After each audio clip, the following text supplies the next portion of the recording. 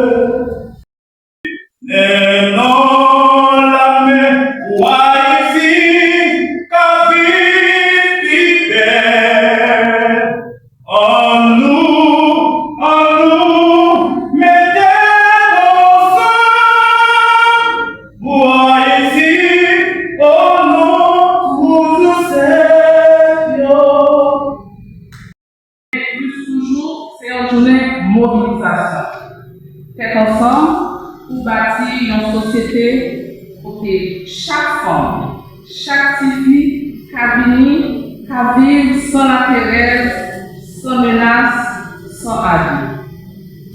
Faut que nous retournions juste dans l'année 1960 pour comprendre pour qui ça, journée comme ça est définie et puis adoptée. C'est après le dictateur dominicain Raphaël Trujillo fut assassiné, opposant politique journée ça Joël Racine. En novembre 1960, Raphaël Trujillo, dictateur chef de l'État pays dominicain, déclarait deux plus gros ennemis, c'est l'Église catholique à Sœur Mirabal. 25 novembre 1960, sous l'ordre dictateur, ils ont assassiné trois sœurs Mirabalio pendant le caporal Mario qui est en prison. L'assassinat de Mesdames Sayo était tellement choqué la population, ça a fait pousser le mener en mouvement contre eux. L'année après, le dictateur a tombé. Trois Mesdames Sayo, sa bataille pour le royaume avec le peuple dominicain, Minerva et Youn Noseyo étaient victimes harcèlement dans le dictateur. Depuis les ça, famille Mirabal tombée en bas de persécution dictateur. C'est pour ça, après le massacre de Sayo, ils ont tout vu le symbole de bataille pour déraciner Fléau qui s'est violence sa fête sur fond. Pour moi, un honneur de prendre la parole aujourd'hui en tant que représentant de la police nationale d'Haïti et membre de la cellule de prise en charge des personnes victimes de violences à l'occasion de la journée internationale pour l'élimination des violences à l'égard des femmes.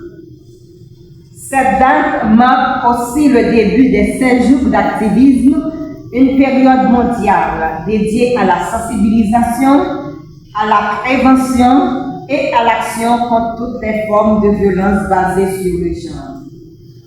Le thème choisi cette année, on met des têtes ensemble pour déraciner les violences sous forme activiste sur les réseaux sociaux, nous rappelle que la violence contre les femmes ne se limite plus aux espaces physiques. Elle s'est étendue, elle s'est transformée et elle circule aujourd'hui à travers les téléphones, les ordinateurs et les plateformes.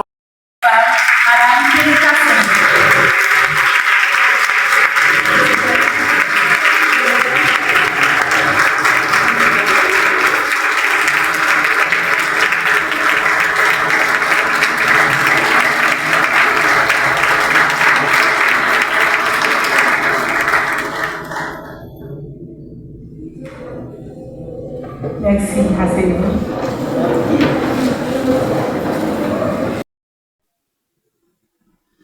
Le 7 août 2015, à la veille des élections législatives,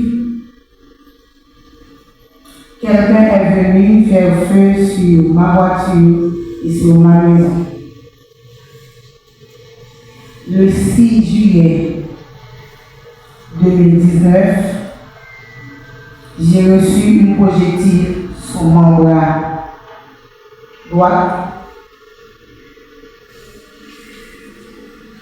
et l'année dernière, je crois que c'est en 2024, j'ai été victime d'harcèlement sur les réseaux sociaux alors que j'organisais les élections pour choisir la représentante du secteur des femmes au CEP. Et depuis mon installation jusqu'à date, je suis victime, je subis des propos de tout genre sur les réseaux sociaux. Alors je me présente en tant que ministre de la Condition féminine et aux droits des femmes. Je suis une survivante. Mesdames, Messieurs, cette année, la Journée internationale pour l'élimination de la violence à l'égard des femmes s'ouvre autour de ce thème mobilisateur. Unissons-nous pour mettre fin à la violence numérique envers les femmes et les filles et marque le lancement de la campagne annuelle des 16 jours d'activisme contre la violence basée sur le genre qui se poursuivra jusqu'au 10 décembre, Journée internationale des droits de l'homme. Cette campagne mondiale appelle à une mobilisation accrue, sensibiliser, soutenir, débattre et proposer des solutions face aux défis persistants et rappelle qu'un changement durable en matière de prévention, de sanction et d'élimination de la violence exige une action collective. Hommes et femmes, représentants du gouvernement, de la justice, agents de la force publique, société civile, secteur privé et organisations internationales, toutes et tous ont un rôle à jouer. En tant qu'organe central de l'État chargé des politiques publiques en matière des droits des femmes, le MCRDF s'est engagé depuis plusieurs années dans la campagne internationale du secrétaire général des Nations Unies, mettant en lumière les 16 jours d'activisme pour éveiller les consciences et mobiliser les acteurs nationaux contre les violences faites aux femmes et aux filles. Ces 16 jours seront marqués par des actions de sensibilisation, de formation, de réflexion, de causerie, de débat et de rencontres communautaires et d'assises départementales afin de renforcer la protection des droits des femmes et des filles. Mesdames, Messieurs, malgré l'existence d'un cadre juridique, trop d'agresseurs continuent leur pratique en toute impunité, profitant des failles du système, du manque de suivi ou de la peur qui réduit trop de victimes en silence.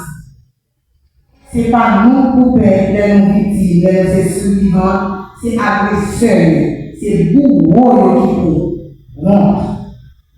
Face à cette réalité, le MCRDF réitère son engagement à accélérer l'action pour que la justice cesse d'être un privilège et devienne un droit pleinement exercé par toutes les femmes et toutes les filles d'Haïti. Le ministère veillera à l'application effective des procédures opérationnelles standards qui seront bientôt validées, travaillera main dans la main avec les organisations féministes et féminines.